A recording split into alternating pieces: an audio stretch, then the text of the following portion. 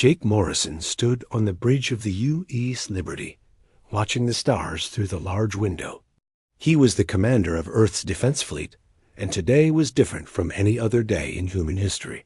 17 massive alien ships had just appeared at the edge of Earth's solar system. Each ship was huge, bigger than any city on Earth. They looked like dark metal beasts floating in space, covered with weapons and strange lights. The aliens who owned these ships called themselves the Draconian Empire. They had ruled part of the galaxy for 3,000 years. "Sir, we're getting a message from the alien fleet," said Lieutenant Danny Parker. He was young and nervous, his hands shaking as he worked at his control panel. Jake nodded. "Put it on the main screen." The screen flickered and showed the face of an alien that looked like a giant lizard. Its eyes were yellow and cold. Sharp teeth filled its mouth when it spoke. This was Fleet Admiral Vexthil, the leader of the alien fleet. "Humans of Earth," the alien said in a deep, scary voice.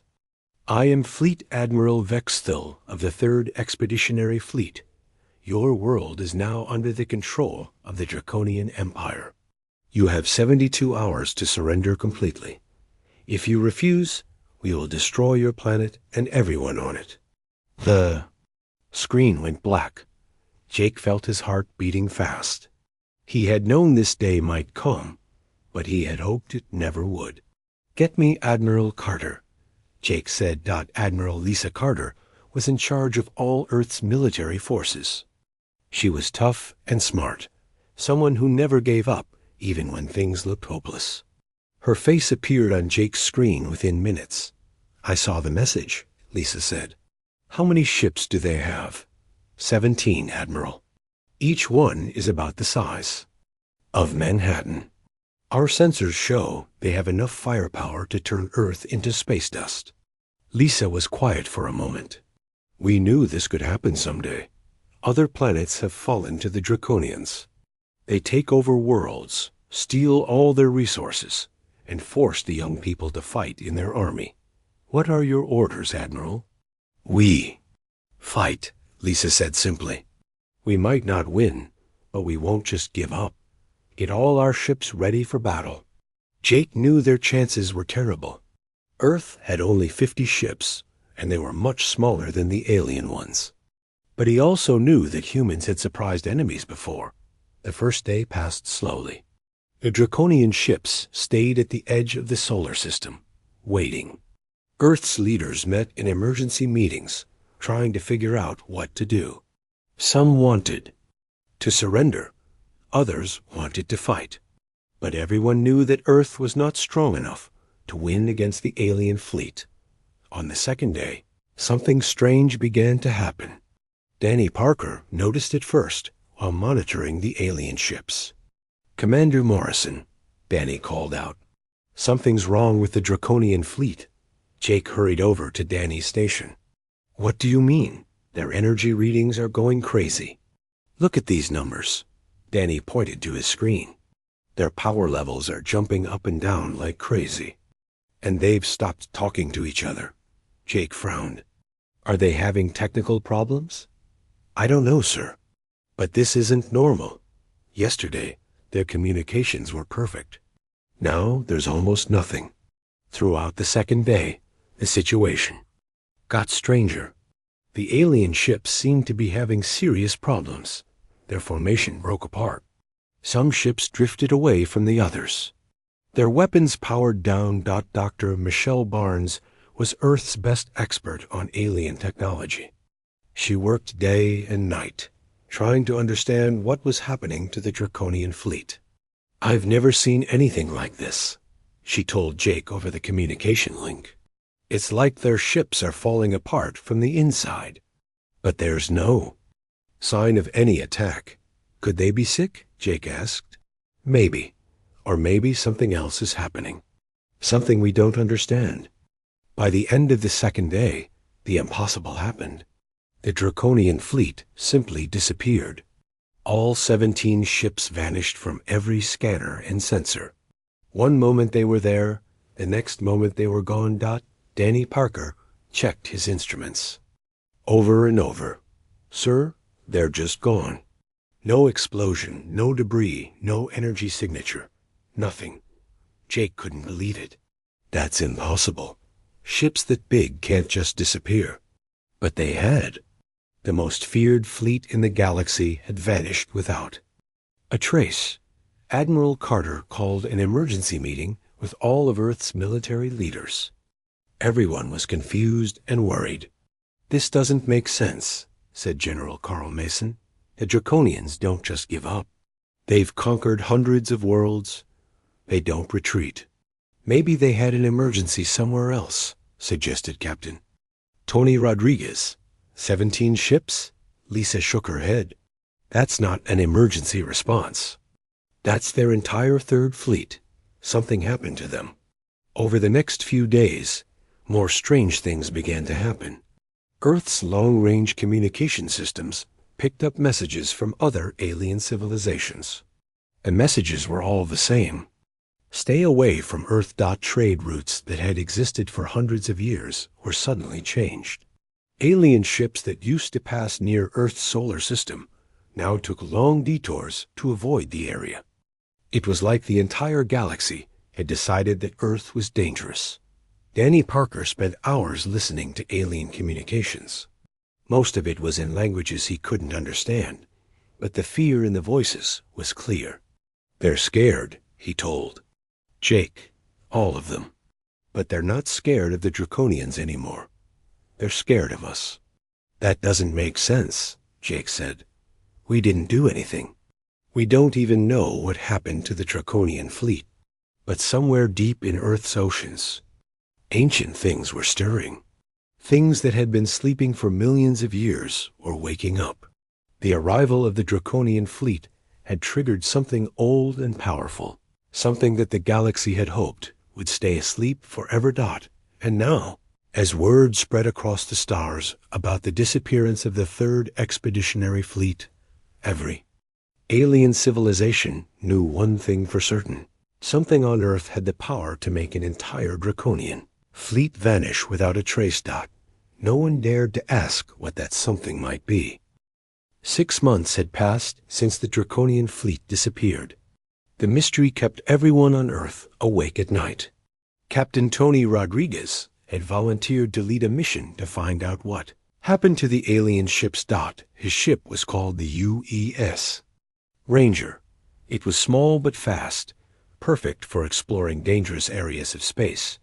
Tony had picked his best crew for this mission. They all knew it might be their last. "Are you sure about this, Tony?" asked Admiral Lisa Carter over the communication link. "We still don't know what happened to those ships. It might not be safe. We need to know the truth," Tony replied. "The whole galaxy is acting strange. Everyone is afraid of us, but we don't know why. If we did something, we need to understand what it was." The Ranger traveled to the last known position of the Draconian fleet. The area looked empty, just darkness and distant stars. But their sensors picked up something unusual. "Captain, I'm reading some very small particles," said Dr. Michelle Barnes. She was the ship's science officer, an expert in alien biology. "They're scattered across a huge area of space." "What kind of particles?" Tony asked. Michelle studied her readings carefully. Her face went pale. "They're biological. Draconian biological." "Material? You mean pieces of the aliens?" "Yes, but something's wrong. These aren't pieces from dead bodies. The molecular structure is all broken down. It's like something digested them while they were still alive." Tony felt sick. "That's impossible. What could digest a Draconian? They're one of the toughest species in the galaxy." "I don't know, Captain. But whatever did this was very thorough. There are no ships, no weapons, no technology. Just these tiny biological traces." Michelle took samples of the strange particles. When she studied them in the lab, she found something that made her hands shake. The Draconians hadn't died quickly. The breakdown process had been slow and systematic, like something had been feeding on them. I need to classify this information as top secret, Michelle told Tony. If other civilizations find out how the Draconians died, it could cause panic across the entire galaxy. Back on Earth, President Kevin Hayes called an emergency meeting. All of Earth's top leaders gathered in the most secure room on the planet. The information from Tony's mission was too dangerous to discuss anywhere else. What you're about to hear cannot leave this room, President Hayes said. The fate of human civilization might depend on keeping this secret. Tony showed them the evidence, pictures of the biological traces, analysis of the molecular breakdown, theories about what could have caused it. The room was completely silent when he finished. So something ate them, said General Carl Mason. Something ate 2 million. Draconian soldiers and their entire fleet. That's what the evidence suggests, Tony nodded. But what could do that? What on earth is powerful enough to destroy the most feared fleet in the galaxy? Dr. Susan Cole had been waiting for this moment her entire career. She was a marine biologist who had spent 30 years studying Earth's deepest oceans. Most people thought her research was crazy, but now everyone wanted to hear what she had to say. I've been tracking unusual activity in the deep ocean for decades, Susan said. Strange sounds from the ocean trenches. Massive movements in areas where nothing should be moving. The government always told me I was imagining things. What kind of movements? President Hayes asked. Something big, really big. Living in the deepest parts of our oceans, places where no human has ever gone. The Mariana Trench, the Puerto Rico Trench, other deep places around the world. Susan showed them her research. Sonar readings that showed huge shapes moving in the deepest waters. Sound recordings of calls that didn't match any known Earth creature. Geological surveys that found strange structures on the ocean floor. I think something has been living in our oceans for a very long time. Much longer than humans have existed. And I think the arrival of the Draconian fleet woke it up. The room was quiet for a long moment. Everyone was thinking the same thing, but nobody wanted to say it out loud. You're saying Earth has some kind of monster living in the ocean? General Mason asked. Not a monster, Susan said. Something much more advanced than that. Something that sees Earth as its home and doesn't like uninvited guests. More evidence began to arrive from around the galaxy. Intelligence reports from friendly alien civilizations painted a scary picture. The Draconian Empire was pulling back from the edges of their territory. They were calling their fleets home to protect their core worlds. Danny Parker spent his days monitoring alien communications. The messages he intercepted were all about the same thing, fear of Earth. They're calling us the dead world, Danny reported to Jake Morrison. Some aliens think our entire planet is haunted. Others believe we made a deal with something evil. A few think we've developed a weapon that can make entire fleets disappear. What do you think? Jake asked. I think Dr. Cole is right. Something has been living on Earth longer than we have, and it doesn't like visitors. The most disturbing reports came from alien refugees. Entire civilizations were abandoning their colonies near Earth's sector of the galaxy. They were running away, leaving behind cities and resources they had built over thousands of years. Why would they do that? President Hayes wondered. If they're so advanced, why would they be afraid of us? Maybe they know something we don't, Admiral Carter suggested. Maybe they know what's really down there in our oceans. Dr. Michelle Barnes continued studying the biological samples from the Draconian fleet. The more she learned, the more frightened she became. The breakdown pattern was unlike anything in known science. It suggested the presence of something that could break down any form of life, no matter how alien or well-protected. Whatever did this has been studying different forms of life for a very long time, she reported. It knows how to take apart the biological structure of species from all over the galaxy. This isn't some primitive Earth creature. This is something incredibly ancient and intelligent. As winter arrived on Earth, more strange things began happening in the oceans. Ships reported unusual readings from their sonar equipment. Deep sea. Research stations detected massive movements far below. Underwater cameras sometimes captured shadows that were too large to be any known sea creature. The truth was becoming clear, even though nobody wanted to admit it. Earth was not humanity's planet. It belonged to something else, something that had been sleeping in the deep waters for millions of years. The Draconian fleet had made the mistake of threatening this ancient guardian's world dot, and now the entire galaxy knew that Earth was protected by something powerful enough to make the most feared military force in known space simply disappear. The question that kept everyone awake at night was simple, but terrifying. What would this ancient guardian do if it decided that humanity was also a threat to its world? Dr. Richard Stone had been studying ancient history his entire life, but nothing had prepared him for what he found in the classified ocean survey reports. As Earth's leading expert on old civilizations, he was given access to secret files that most people would never see. "This changes everything we know about our planet," Richard said to his research team. "These structures under the ocean are not natural. They were built by someone."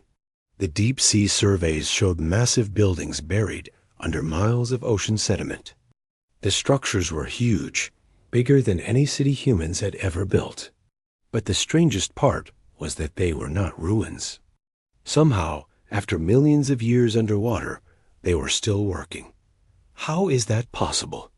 asked his assistant, Dr. Amy Foster. "Nothing could survive that long underwater." "Unless it was designed to," Richard replied. "These aren't human structures. They're much older than that. Much older than humanity itself." Commander Ashley Brooks was chosen to lead the first human expedition to the deep ocean structures. She was the best submarine pilot on Earth, someone who had explored places where no human had ever gone before. But even she was nervous about this mission. "We're going deeper than anyone has ever gone," Ashley told her crew. "The pressure down there can crush our submarine like a tin can, and we don't know what we'll find." The submarine was called the Deep Explorer. It was the most advanced underwater vehicle ever built, designed to handle the crushing pressure of the deepest ocean trenches. The crew of 5 included Ashley, Dr. Richard Stone, marine biologist Dr. Susan Cole, and 2 technical specialists, .as. They descended into the Mariana Trench. The darkness around them became complete. Their lights could only reach a few meters in any direction. The pressure readings on their instruments climbed higher and higher. "We're at 20,000 meters," reported the technical officer. "Pressure is holding steady." "Look at that," Susan whispered, pointing at the sonar display. "Something massive is moving down there." On their screens, they could see shapes that defied explanation. The structures were not just buildings. They were alive. Massive forms moved through the deep water with grace and purpose. These creatures were part machine and part living being, unlike anything in Earth's fossil record.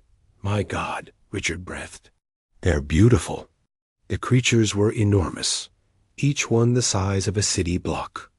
They moved through the water like whales, but their bodies were covered in what looked like metal and crystal. Lights pulsed along their sides in complex patterns. They were clearly intelligent. "Are they trying to communicate?" Ashley asked Doctor. Peter Kane was back on the surface, listening to the sounds the creatures made. Peter was Earth's best language expert, someone who could understand alien communications better than anyone else. Through the submarine's communication link, he was recording every sound the deep sea creatures made. "It's definitely a language," Peter reported. "Very complex. They're using sound, light patterns, and some kind of electromagnetic signals all at the same time." "Can you understand what they're saying?" Ashley asked. "I'm trying. Give me more time." As the submarine moved closer to the creatures, one of them approached.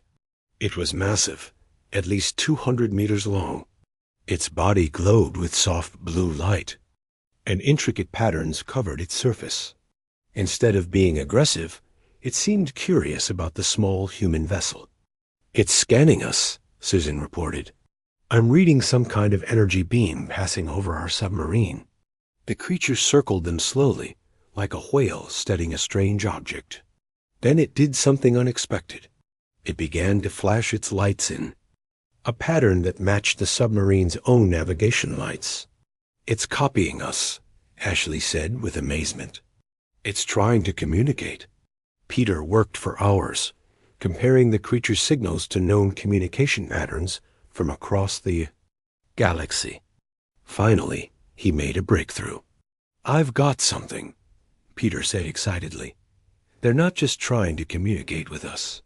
They're trying to tell us something important, something about Earth." The message was simple but shocking. The creatures called themselves the Watchers.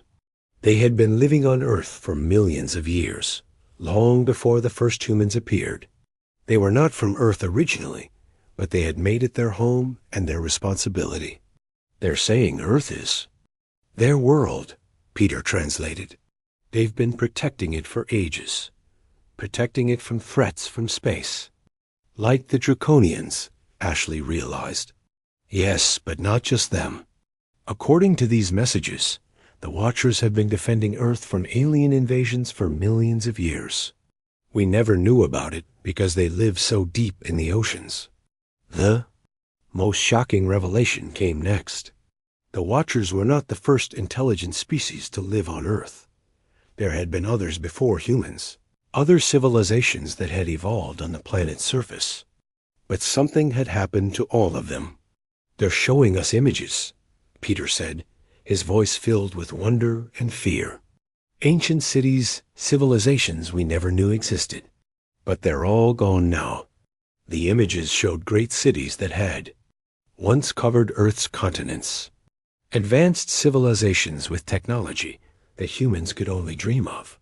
But all of them had vanished, leaving no trace behind. What happened to them? Richard asked. Peter listened to more of the creature's communications. When he translated their answer, his face went pale. "The Watchers destroyed them," he said quietly. "Every single civilization that ever developed on Earth was eventually destroyed by the Watchers." The submarine crew was silent. The implications were terrifying. "But why?" Ashley whispered. "They were testing them," Peter continued translating. "Each civilization was given a test. If they passed, they would be allowed to join something greater. If they failed, they were eliminated." The Watchers explained that Earth was special. It was one of many worlds throughout the galaxy where ancient guardians tested intelligent species. Most species failed the test because they were too aggressive, too selfish, or too destructive. "What kind of test?"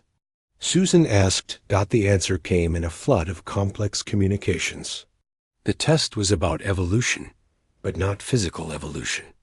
It was about whether a species could evolve beyond its natural instincts for violence and conquest.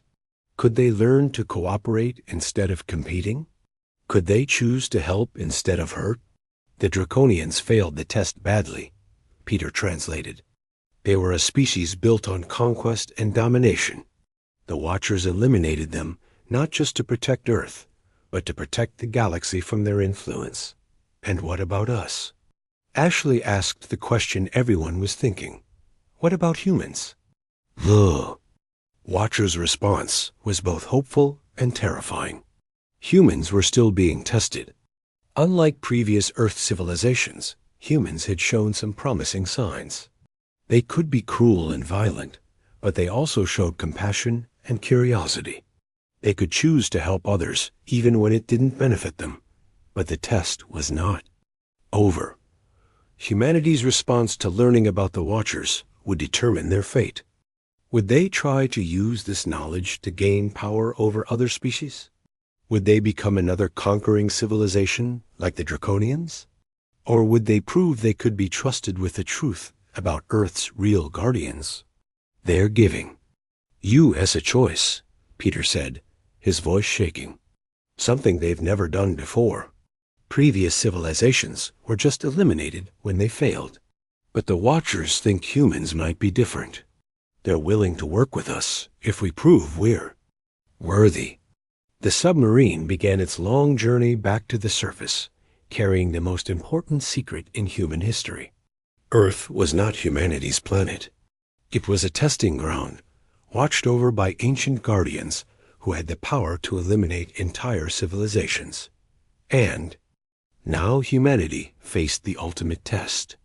Would they use this knowledge wisely, or would they follow the path of every previous Earth civilization and face destruction at the hands of their planet's true guardians? The fate of the human race had never been more uncertain. General Carl Mason had seen many wars in his life, but nothing had prepared him for the intelligence reports flooding his desk. Across the galaxy, alien civilizations were running away, not from humans, but from what humans might become if they failed the Watcher's test. "Look at these numbers," Carl said to President Kevin Hayes. 17 different alien races have abandoned their colonies in our sector of the galaxy. They're leaving behind cities, mining operations, everything they've built over thousands of years. President Hayes studied the reports. Each one told the same story. Ancient alien civilizations that had existed for millions of years were packing up and fleeing toward the center of the galaxy. They were terrified. "Why are they so scared?" Kevin asked.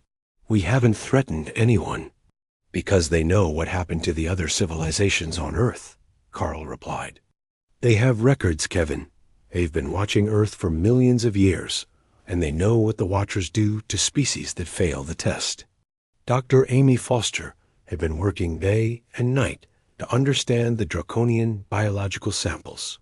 Her latest discovery made her hands shake as she wrote her report. The process that had destroyed the Draconian fleet was not just feeding. It was learning. The molecular breakdown patterns show systematic analysis, Amy explained to the Emergency Science Committee. Whatever consumed the Draconians was studying them at the same time, learning their biology, their technology, their weaknesses. Learning. For what purpose? Asked Dr. Michelle Barnes. To become stronger. The Watchers have been doing this for millions of years. Every species they've consumed has made them more powerful and more intelligent. They know how to defeat any form of life in the galaxy. The committee was silent. They were beginning to understand the true scope of what they were dealing with. The Watchers were not just Earth's guardians. They were collectors of knowledge from every intelligent species that had ever existed on the planet. Meanwhile, Dr. Peter Kane continued his communication with the Watchers. The deep-sea creatures were becoming more talkative, sharing information about Earth's history that no human had ever imagined. "They're telling me about the previous civilizations," Peter reported to the government leaders.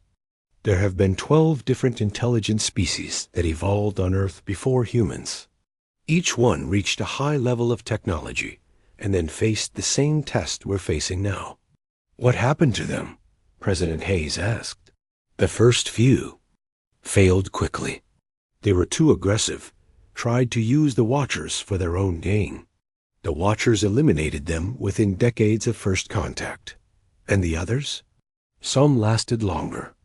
There was one species that existed for almost 1,000 years after meeting the Watchers.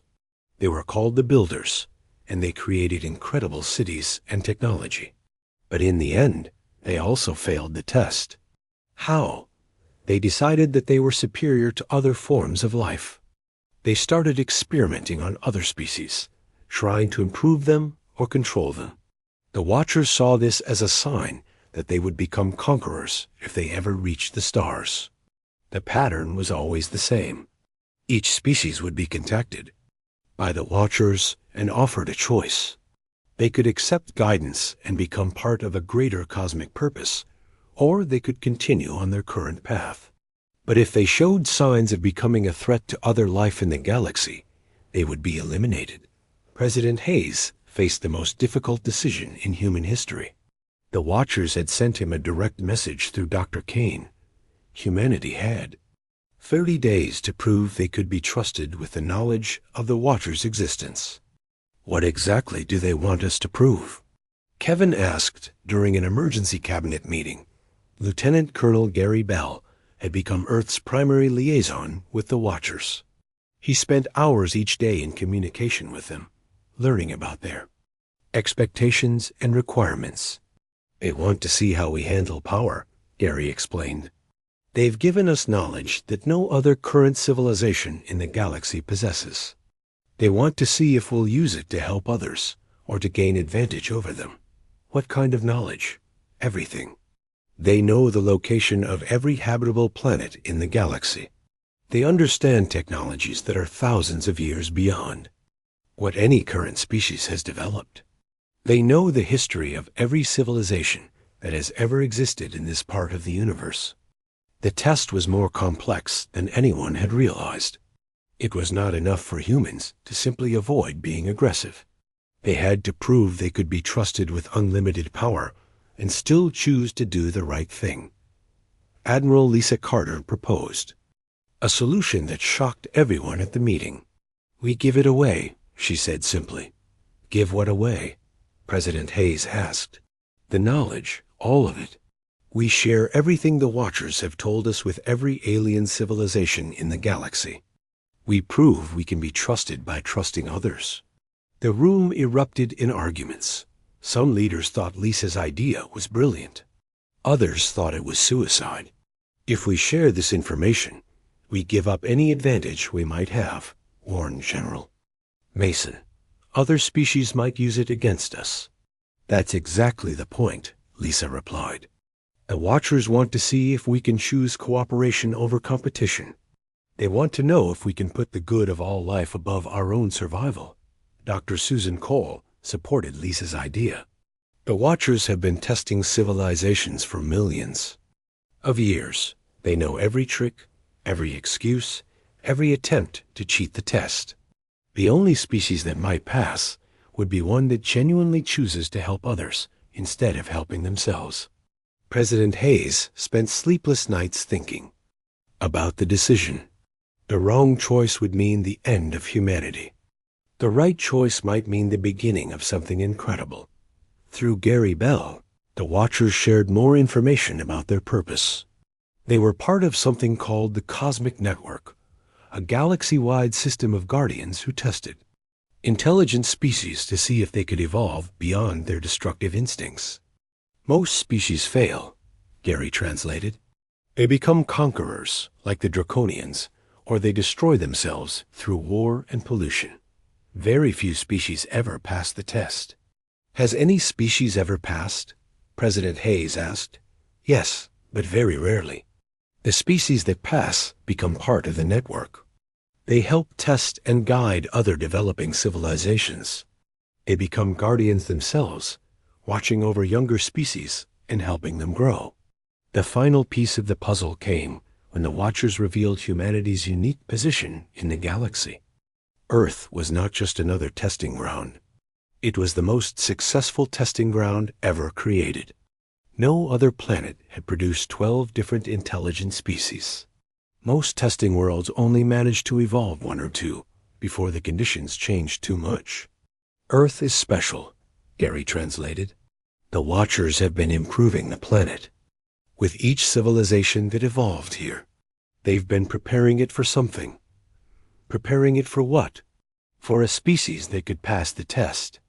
A species that could become the galaxy's first new guardians in over 1,000,000 years.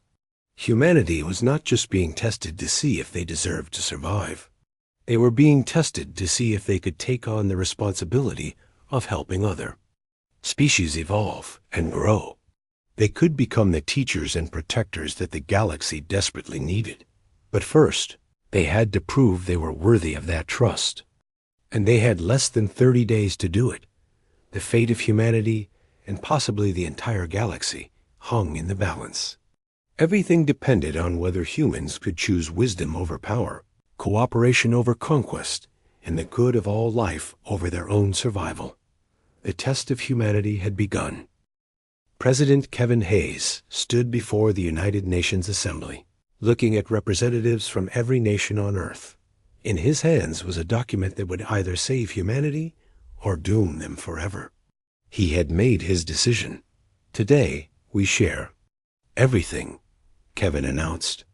Every piece of knowledge the Watchers have given us will be transmitted to every alien civilization in the galaxy.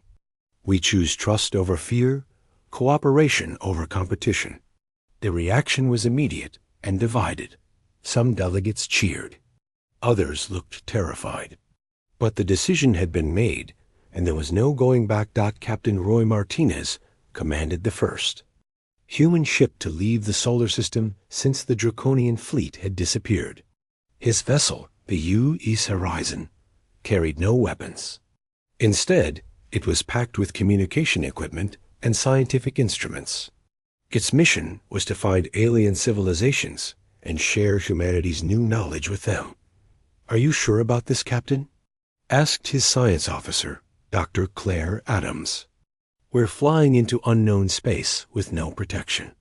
"The Watchers are watching," Roy replied. "If we're genuine about cooperation, we have nothing to fear. If we're lying to ourselves, weapons won't save us anyway." The first alien civilization they contacted was the Zephyrians, a peaceful race of traders who had been avoiding Earth's sector for months. When Roy's ship appeared at the edge of their system, the Zephyrians nearly fled in panic. "Please don't be afraid," Claire broadcast. In the universal trade language, "We come with gifts, not threats." The Zephyrian response was cautious but curious. They had heard about the Draconian fleet's disappearance and were terrified of whatever had destroyed it. When Claire began sharing detailed star charts and technological information freely, the Zephyrians were shocked. "Why are you giving us this?" asked Captain Varash of the Zephyrian trade vessel. "This information is worth more than our entire fleet." "Because knowledge belongs to everyone," Claire replied. "We're here to help, not to profit." Word of humanities. Action spread across the galaxy faster than anyone expected. Species that had been hiding in fear began to emerge from their defensive positions. The idea of a civilization voluntarily sharing advanced knowledge was almost unheard of in galactic history. Dr. Amy Foster monitored the Watchers' reaction from her laboratory on Earth. The ancient Guardians were becoming more active, their communications increasing dramatically. Through Dr. Peter Kane's translations, humanity learned that the Watchers were surprised by human behavior. "They've never seen anything like this," Peter reported. "In millions of years of testing, no species has ever chosen to give away knowledge freely. Most species try to use the information to gain power over others." "What are they saying about you?" Amy asked. They single quotes got impressed. "They're calling humanity unprecedented and remarkable. But the test isn't over yet." Meanwhile, the galaxy was changing in ways no one had expected. Alien civilizations that had been enemies for thousands of years were beginning to cooperate, inspired by humanity's example. The free sharing of knowledge was creating possibilities that had never existed before. The Helix Federation, a group of advanced alien species, sent a delegation to Earth. Their leader, Ambassador Kethmari, was one of the oldest beings in the galaxy. She had lived for over 2,000 years and had seen the rise and fall of countless civilizations. "We have come to understand what you have done," Kethmari told President Hayes. "You have changed the fundamental nature of galactic civilization. Species that have fought for millennia are now talking about peace." "We're just sharing what was given to us," Kevin replied. "That is exactly why it is so remarkable. Power corrupts most species, but you have chosen to give power away. The Watchers have chosen well." The Draconian Empire, meanwhile, was struggling with internal chaos. The disappearance of their third fleet had shattered their confidence, and the sudden cooperation between other species had left them isolated. Emperor Draxthil himself sent a secret message to Earth. "We wish to negotiate," the message said. "The Empire is willing to discuss peaceful relations with humanity and the Watchers." It was Lieutenant Colonel Gary Bell who handled the Draconian communication. The Watchers had given him specific instructions about how to deal with the former. "Galactic bullies. The Watchers are willing to give the Draconians one chance," Gary told President Hayes. "But they must prove they can change. They must release all their conquered worlds and transition to a peaceful civilization." "Will they agree to that?" Kevin asked. "They're scared enough that they might. Losing an entire fleet without understanding how or why has shaken them badly." 6 months after humanity began sharing knowledge, the galaxy was transforming. The Galactic Council, which had been little more than a discussion group for thousands of years, became a real governing body. Species that had never trusted each other were forming alliances and partnerships. Dr. Claire Adams was appointed as Earth's first galactic ambassador. Her job was to help coordinate the sharing of knowledge and resources between different civilizations. It was a role that had never existed before, because no species had ever been trusted enough to fill it. "The elder races are calling it the Great Awakening," Claire reported from the galactic capital. "They say it's the most positive change in galactic history. Civilizations are sharing technology, art, and culture like never before. But the most important change was happening on Earth itself. The Watchers had begun emerging from the deep oceans, showing themselves to humanity for the first time. They were even more magnificent than the submarine crew had described. The largest Watcher was over 1 kilometer long, a living city of crystal and metal that pulsed with gentle light. It surfaced near the coast of California, causing wonder rather than fear among the humans who gathered to see it. Dr. Susan Cole was one of the first humans to communicate directly with the surface Watchers. The conversation lasted for hours, covering topics that spanned millions of years of galactic history. "They're not just guardians," Susan reported afterward. "They're teachers, librarians, and protectors all at once. They've been saving the knowledge and culture of every species they've tested, preserving it for future generations." "What about the species that failed the test?" President Hayes asked. "Their knowledge lives on through the Watchers. Even the Draconians will be remembered for their achievements, not just their failures. The Watchers preserve everything worthwhile about each civilization they encounter." The final test came when the Watchers offered humanity the ultimate choice. They could continue as they were, sharing knowledge and helping other species, or they could accept a greater responsibility. They could become Watchers themselves, helping to guide and test new civilizations throughout the galaxy. "It means leaving Earth," Gary translated. "Some humans would travel to other worlds, becoming guardians of planets where new intelligent species might evolve. It's a commitment that lasts for millions of years." "And if we say no?"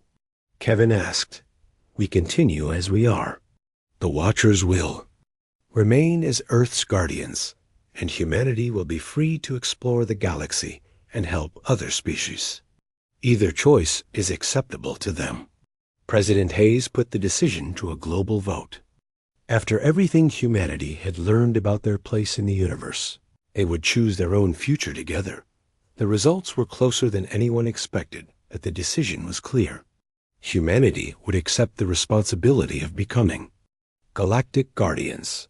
Some humans would stay on Earth, continuing to share knowledge and help coordinate galactic cooperation. Others would journey to distant worlds, beginning the long process of watching over new forms of life. Captain Roy Martinez was among the first volunteers to become a Watcher.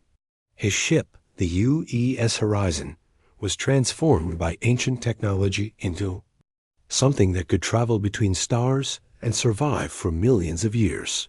"Are you ready for this?" Dr. Claire Adams asked him before his departure. "I think this is what we were meant to do," Roy replied. "Not just humans, but all intelligent life. We're meant to help each other grow and learn." as Roy's ship disappeared into the depths of space, beginning its journey to a distant world where new life was stirring. The galaxy settled into a new age of cooperation and growth. The Draconian Empire had peacefully transitioned to a federation of independent worlds. Species that had been enemies were now partners in exploration and discovery. And deep in Earth's oceans, the Watchers continued their ancient vigil, no longer alone in their cosmic responsibility. For the first time in millions of years, they had found a species worthy of joining their ranks. Humanity had passed the ultimate test, not through conquest or cunning, but through their willingness to choose the good of all life over their own advantage. The galaxy would never be the same.